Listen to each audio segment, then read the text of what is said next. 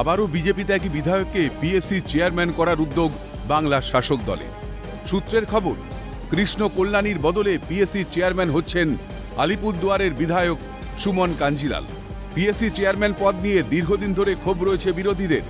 পরিষদীয় প্রথা মেনে বিরোধী শিবিরের কোনো একজন বিধায়ককেই পিএসসি চেয়ারম্যান পদে বাছা হয়ে থাকে।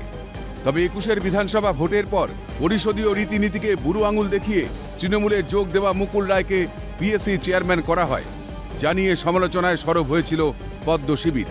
এরপর আর এক বিজেপি ত্যাগী বিধায়ক কৃষ্ণ কল্যাণীকে পিএসসি চেয়ারম্যান পদে বসানো হয়। এবারের লোকসভা ভোটে রায়গঞ্জ কেন্দ্র থেকে কৃষ্ণ কল্যাণীকে প্রার্থী করেছে তৃণমূল। এরপরেই পিএসসি চেয়ারম্যান পদে ইস্তফা দেন কৃষ্ণ কল্যাণী।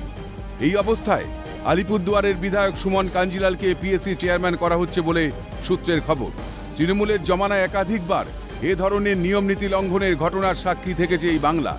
পিএসসি চেয়ারম্যান পদে বালুরঘাটের বিধায়ক অশোক লাহিড়ীকে বসানোর জন্য একাধিকবার দাবি জানিয়েছে বিরোধীরা। যদিও বিরোধীদের এই দাবিতে কর্ণপাত করেনি শাসক শিবির। তারা বিজেপি ত্যাগী বিধায়ক সুমন কাঞ্জিলালকেই পিএসসি চেয়ারম্যান পদে বসানোর সিদ্ধান্ত নিয়েছেন বলে সূত্রের খবর। স্বভাবতই প্রশ্ন উঠছে যে পিএসসি চেয়ারম্যানের মতো গুরুত্বপূর্ণ একটি পদের নিয়োগ নিয়ে কেন বারংবার প্রচলিত রীতিনীতিকে লঙ্ঘন করছে বাংলার শাসক দল? আর কেনই বা শাসক শিবিরে যোগ দেওয়া বিধায়ককে পিএসসি চেয়ারম্যান করার উদ্যোগ? কোনো কিছুকে আড়াল করতেই কি এই সিদ্ধান্ত বঙ্গের শাসক দলের? এই প্রশ্নই তুলছে ওয়াকিবহাল মহল। বিষয়টি নিয়ে সরব হয়েছে বিরোধীরা। দমদমে সিপিএম প্রার্থী সুজন চক্রবর্তীর খোঁচা, অপরাধী এবং দুষ্কৃতীরাই যদি রাজত্ব চালায় তাহলে চোরের পেছনে সাক্ষী হিসেবে আরেকজন চোরের দরকার হয়।